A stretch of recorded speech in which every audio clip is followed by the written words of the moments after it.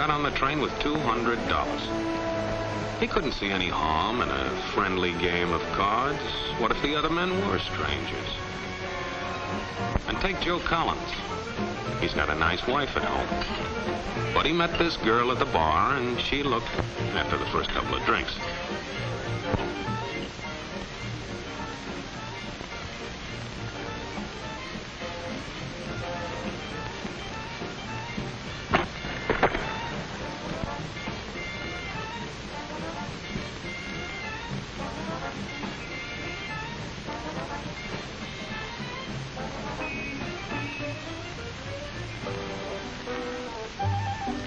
There's a good old-fashioned word for people like us. We call them suckers.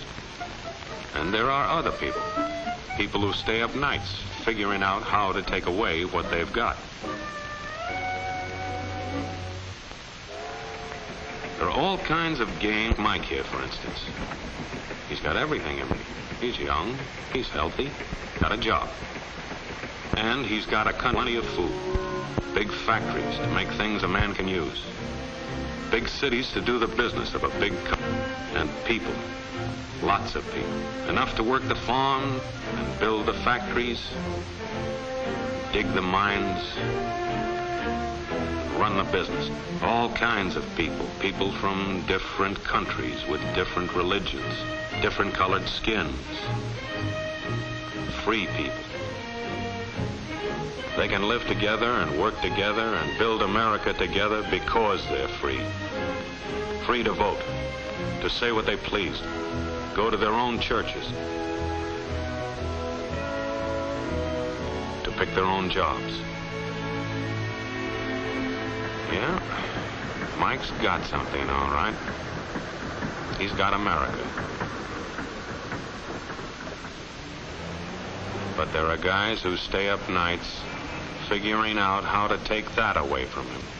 I happen to know the facts. Now, friends, I'm just an average American. But I'm an American. And some of the things I see in this country of ours make my blood boil. I see people with foreign money. I see Negroes holding jobs that belong to me and you. Now, I ask you, if we allow this thing to go on, what's going to become of us real Americans? I've heard this kind of talk before, but I never expected to hear it in America. This fellow seems to know what he's talking about. What are we real Americans going to do about it? You'll find it right here in this little pamphlet. The truth about Negroes and foreigners. The truth about the Catholic Church. Do you believe in that kind of talk? That all makes pretty good sense to me. And I tell you, friends, we'll never be able to call this country our own until it's a country without. Without what? Yeah, without what? Without Negroes. Without alien foreigners. Without Catholics. Without Freemasons. You know these people. What's wrong with the Masons? I'm a Mason. Hey, that fellow's talking about me. And that makes a difference, doesn't it? These are your enemies. These are the people who are trying to take over our country. Now you know them. You know what they stand for. And it's up to you and me to fight them. Fight them and destroy them before they destroy us. Thank you.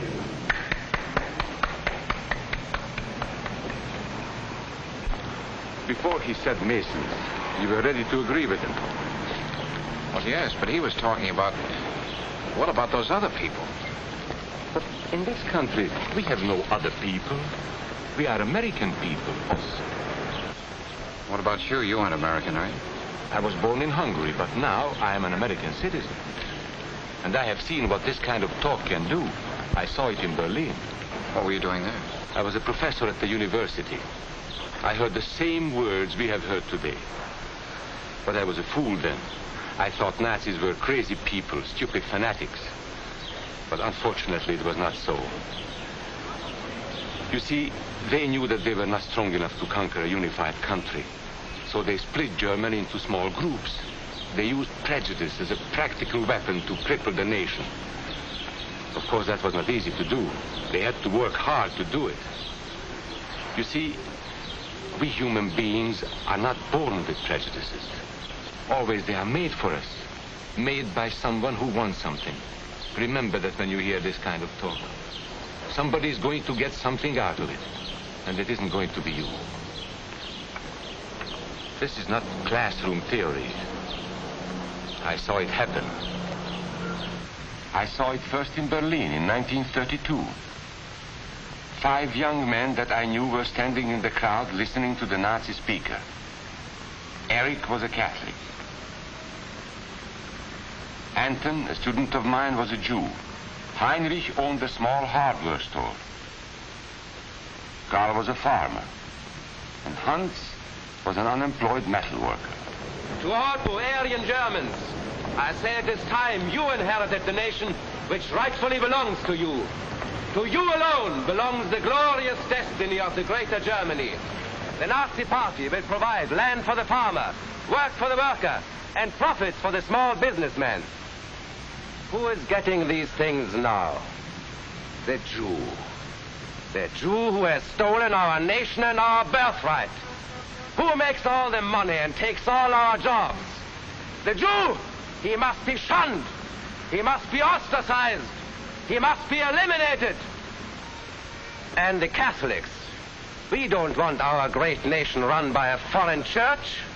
We Germans will know what to do with these people when the time comes. They and their faith must be destroyed. Then there are the Freemasons. In Germany, we have no place for secret societies. There will be only one society, and that is the Nazi Party. There will be no secrecy about that in the new Greater Germany. One by one, he attacked each minority and he split them off one from the other. These men were all fellow Germans when they came here today. Now they were split into rival groups, suspicious of each other, hating each other. They were being swindled, all of them. But the man who was really being fooled was Hans. He was pure German, according to Nazi standards. To him they promised everything, and he fell for it. That's how Hans became a Superman. They gave him a uniform and they pumped up his ego. He wasn't just a little fellow out of work anymore. He was a member of the master race. Hans and thousands of others like him, all playing a sucker's game. They gambled with other people's liberty, and of course they lost their own. A nation of suckers. Hitler needed these people.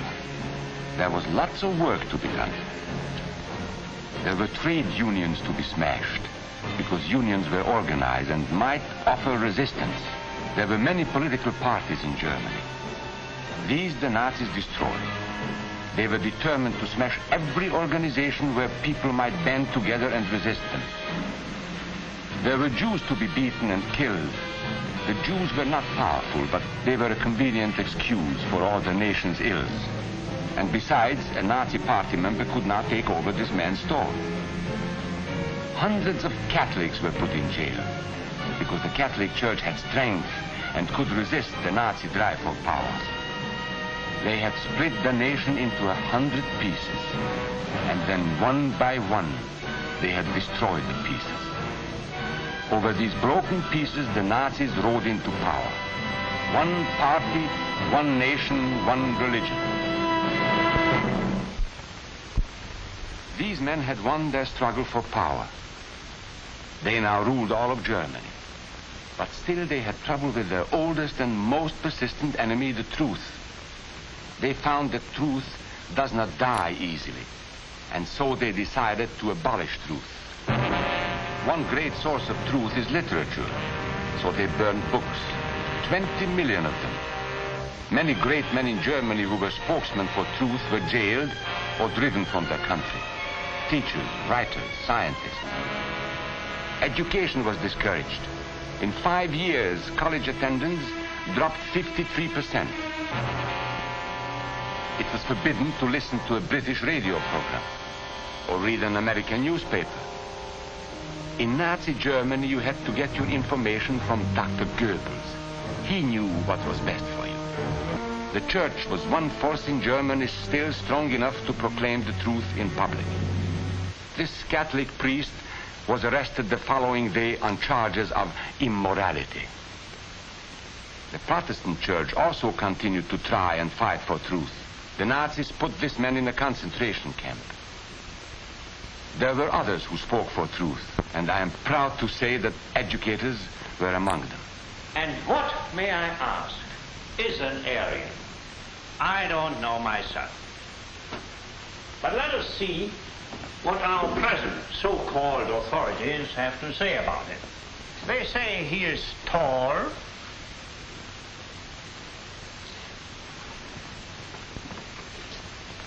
slender,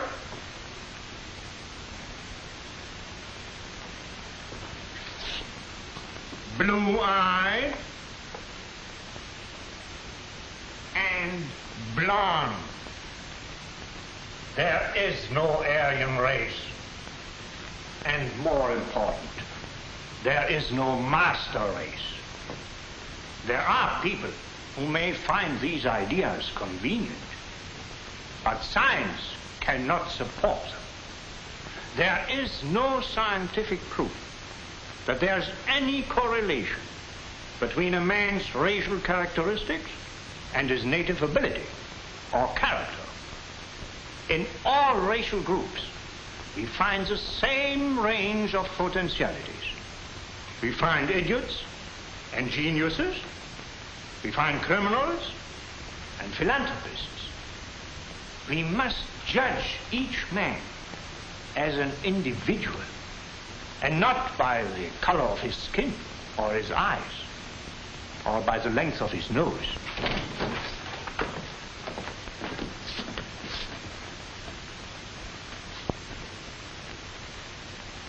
Come in, gentlemen. It's comfortable. And remember that there is no master race. That is a scientific truth. Anyone who tells you otherwise is lying.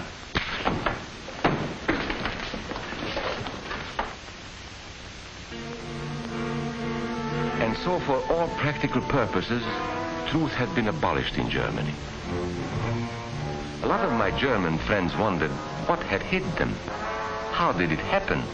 Where did it start? It started right here. And this was where it could have been stopped. If those people had stood together, if they had protected each other, they could have resisted the Nazi threat. Together they would have been strong. But once they allowed themselves to be split apart, they were helpless. When that first minority lost out, everybody lost out. They made the mistake of gambling with other people's freedom. Now let's see how those bets paid off. Karl the farmer was gambling on a better life for himself. What he got was extra hours of back-breaking work, as much as 100 hours a week. He was forced to stay on his land and produce what he was told to produce, because now Hitler was preparing for war. For Heinrich, who owned a hardware store, the bet didn't pay off either. 104,000 small businesses were closed in 2 years. And for Hans, conditions hadn't improved any. He had a job now in the munitions factory, but he worked long hours for little pay. The working conditions grew increasingly bad. And even though he didn't like the job, he wasn't permitted to leave it. And when Hitler decided the time was right, Germany went to war. Not by declaring war, but by a carefully prepared sneak attack. Once again, Hitler needed Hans to do his dirty work.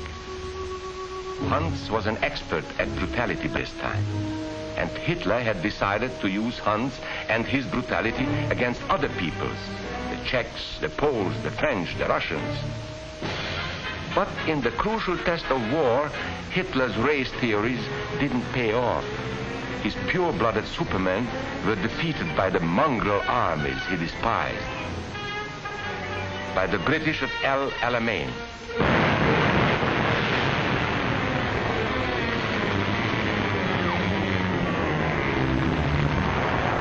By the Russians at Stalingrad.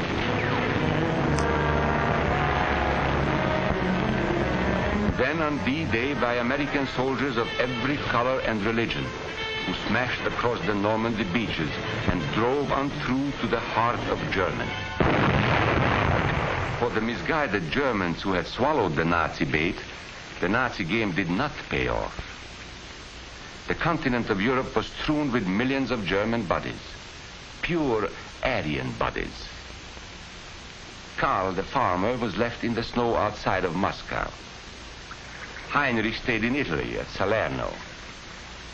And Hans, who was going to rule the world, got only a little patch of Normandy that he could call his own. We must never let that happen to us or to our country.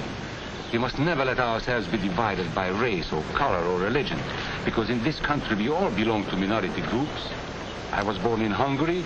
You are a Mason. These are minorities. And then you belong to other minority groups too. You are a farmer. You have blue eyes. You go to the Methodist Church. Your right to belong to these minorities is a precious thing. You have a right to be what you are and say what you think, because here we have personal freedom. We have liberty. And these are not just fancy words. This is a practical and priceless way of living. But we must work at it. We must guard everyone's liberty, or we can lose our own. If we allow any minority to lose its freedom by persecution or by prejudice, we are threatening our own freedom. And this is not simply an idea. This is good, hard common sense. You see, here in America is not a question whether we tolerate minorities. America is minorities. And that means you and me.